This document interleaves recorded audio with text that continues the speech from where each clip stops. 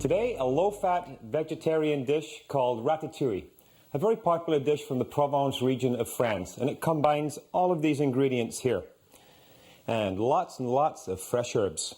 So let's get started. First, I'm going to turn up the heat under the pan and just put in a little bit of olive oil. Once we've got the oil heated, I'm going to add the onions, and then we'll add all the other ingredients as we go along, depending on how long they need to be cooked. Okay, we got some sizzle. So as I said, we're going to cook these ingredients depending on the length of time they need to cook. We don't want to overcook these. We want to try and end up with a dish where the vegetables are a little crunchy. Okay, they can just simmer away there for a minute. And while that's happening, let me just get an eggplant out here. Trim that end off and get rid of it. And this is a fairly large eggplant, and for this recipe it's only for 2 people. So I think I'm only going to use about half of it today.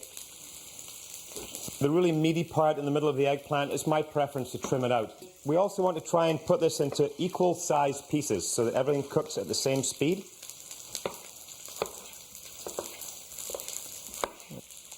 So, in goes the eggplant. Give it a little stir, just to get everything coated. Okay, so the next thing to add is the sweet red pepper and the zucchini. If any of you want to grow basil in your own garden, it's a fairly easy plant to grow. If you live in a region where the nights are fairly cool until July or August, you have to cover your basil up at night, put it in a really protected area. It doesn't have very much requirements, except at the farm here we like to feed it some fish fertilizer about once every week or two to keep lots of nice green foliage coming. Try and keep the pieces, like I said, kind of a similar size. Okay, and let's get them into the pot and get going.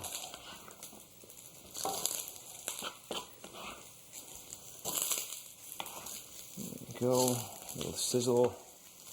And another little stir.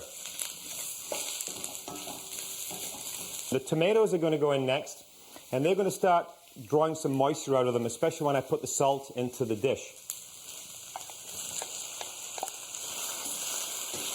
And this, we only need a little pinch of salt in here because the herbs are going to give this so much flavor, and the natural sugars being pulled out of the vegetables as we sweat them in the pan here.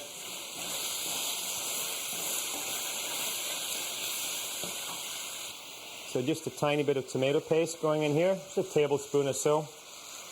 There we go.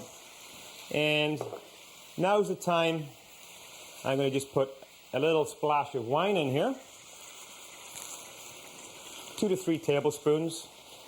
That looks good. I think I'll have a little bit here. Always part of the kitchen if you're cooking with wine, a little bit for the pot and a little bit for the chef. Okay, so as I said, we've got some liquid in there now. Now's the time to put the garlic in. So let's just take it and smash it up a little.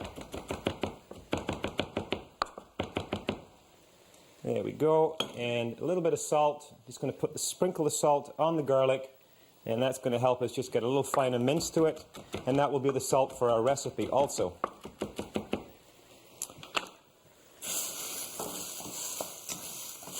So let's get this all mixed around together. At this point, I can turn the heat back up a little higher again, because now there's some liquid starting to come out into the pan and everything's working together. Okay, at this point, what I'd like to do is just put the lid back onto the pan and just let everything simmer together there for 3-4 minutes. This is the Greek oregano, and this grows wild in the mountains of Greece. Not only is the leaf edible, but so are the flowers. So you can just pull those off and chop them in two. If a herb has a really soft stalk like this, I don't mind putting it in and chopping it up into the dish. But if you get down to woody pieces like this, it's not a good idea to put it into the dish. Okay, so we're going to need about 2 tablespoons of each herb finely chopped. So that should do for the oregano. And just chop that up a little bit. This oregano is a hardy perennial, so it can stay outside in the winter time. Once you get your plants established after being in the ground for 1 year, it's fairly drought tolerant and needs very, very little fertilizer. So today I think I'll just take off a few leaves of this green ruffles because it looks so nice. And also the flowers on the basil are also edible. Taste just delicious. So now I'm just going to roll this basil up. And this is the way I like to cut basil. If you try and cut basil the same way you do Greek oregano, it takes quite a while. So we just take it and we roll it up into a tight little cigar. And taking the knife, just go and make really fine little cuts. And if you want to get it even a little finer, you can turn the whole pile around, pull it back together, and go once down through the middle, and that's it. So let's just check the pan and see how we're doing. This is looking really, really good. Everything's all sweated and married in together here. Okay, so let's just add in the fresh herbs. And I always like to add my herbs towards the end. Okay, there we go. And stir in the herbs until they're just mixed in with the juices. And at this point, what I like to do is just turn off the heat, put the lid on, and let it sit for 3-4 minutes and just let the flavor of the herbs mingle in with the juices. And that's it, it's ratatouille. Very healthy, low fat, you are what you eat.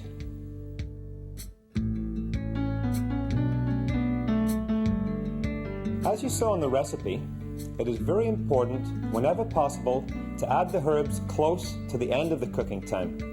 The reason for this is that the oils in the fresh herbs are very volatile and will evaporate if cooked for a long period of time. Using fresh herbs is a good way to help reduce salt and fat in your diet without impairing the flavor. Substituting dried herbs is easy. For every tablespoon of fresh herbs called for in the recipe, use 1 teaspoon of dried.